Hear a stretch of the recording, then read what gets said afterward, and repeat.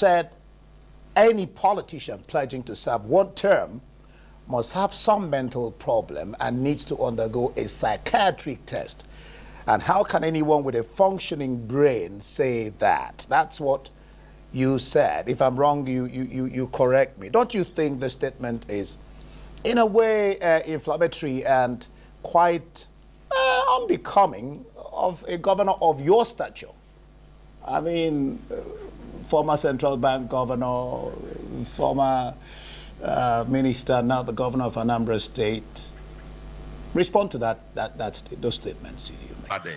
Anybody with brain, you think you are talking to fools. You come to people and say, I will do only one term. Anybody, any politician who said that must be sent to a psychiatric home. Because the person must have some mental problem. When the Constitution allows you to stay up to 8 years, they come and tell us, I'm going to spend one term. Tell us where it has ever happened. Who? On a column, Nkwane Kwenwai. Bo. Nkwane Kwenwai. Bo. Nga watching, go to Yaba. Ga watching, go to Yaba. If I can anybody who is saying I'm going to do one term needs a psychiatric examination, because you are taking everybody else to be fooling, to be a fool.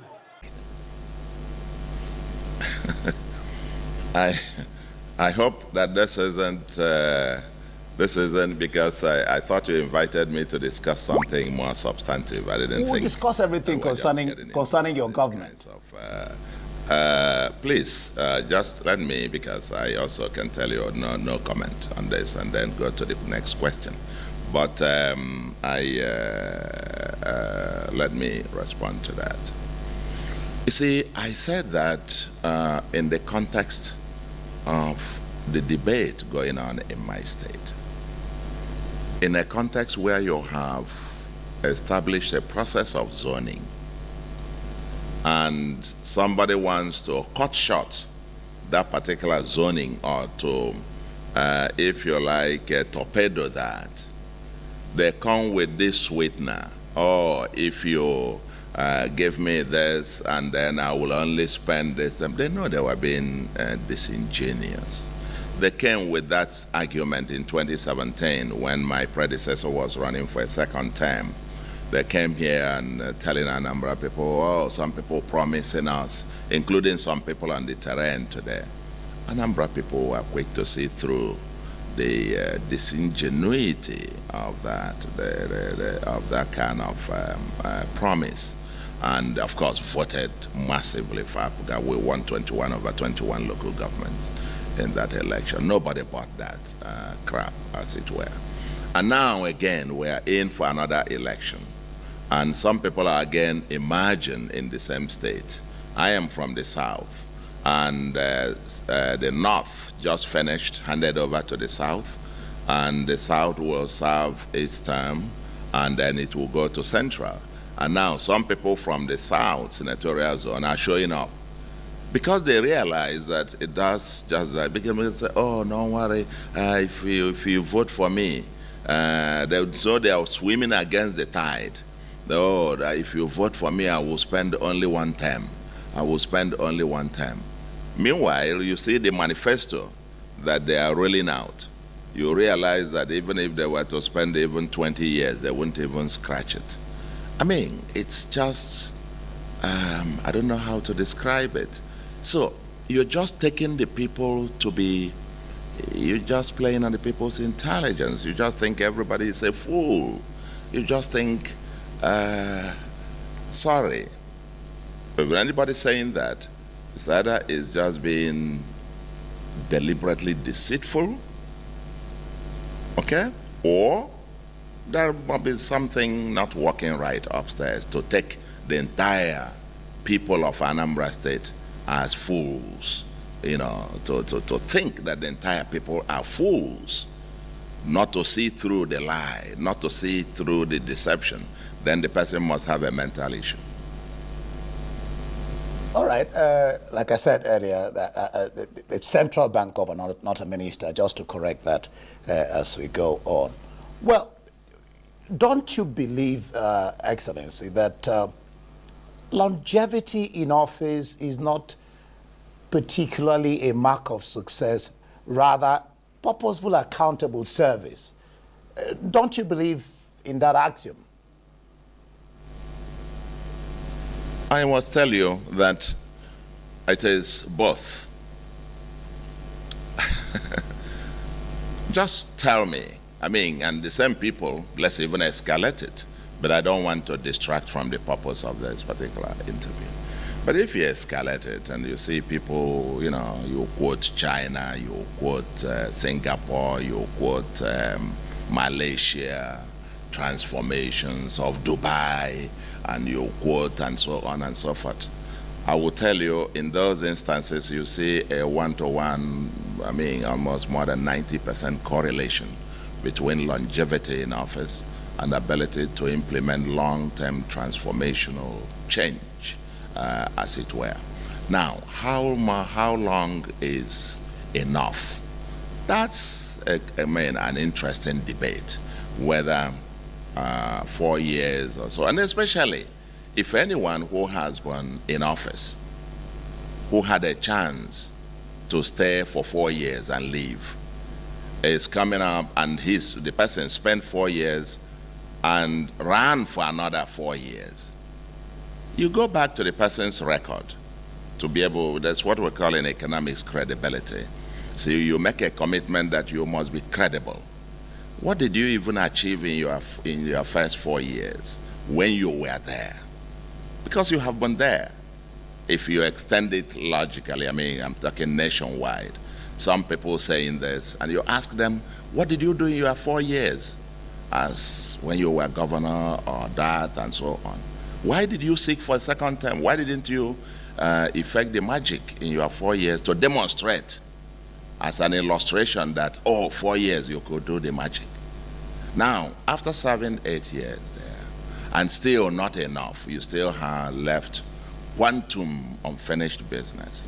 Now you come and tell Nigerians and anywhere else, in Anambra State, for example, you are going to fix the entire problems of Anambra within your manifesto, because these guys also have their manifesto.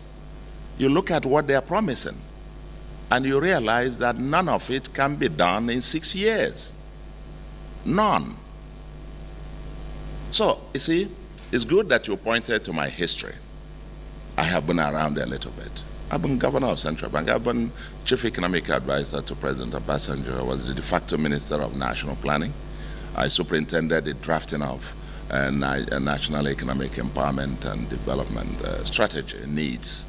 And I saw how difficult it was to get one structural reform take root and get it cemented. I was governor of Central Bank. I began to run from the first day. I was there for 5 years. And still we're still left with Vision 2020 in place. I've been there. I've seen how time quickly flies. And I have seen people make those kinds of arguments before. I mean, we're not all, we don't all have selective amnesia. We know that even a president in no distant past promised the same thing. And then, of course, before long, 4 years just flew by. And he wanted to run again, of course, was defeated. So these kinds of things, when people begin to say it, we've got memory, we've got collective memory. And we know that when people are making this, they are just taking the rest of us, I mean, as either fools or just being outrightly deceitful. Especially if you have had a record. You could have done it. Maybe when you were, for example, governor. You should have done 2 years and say it's enough. All right. Excellent. You should have done 4 years and say and stop running for second term. But when the Constitution allows you to be able to spend up to a maximum of 8 years, and somebody starts off by saying, produces a prodigious manifesto that you can't even finish in 20 years. All right, and starts telling us, oh, in 4 years I will get it done. I'm sorry. Something must be wrong. All right, Governor, by the way, the Constitution says it's renewable, which means you can do 4 or go on and do 8. But let's talk about the elections. Yes. Let's talk about the elections. All right, you have heard it now. So why is he denying it? Well, because of the backlash.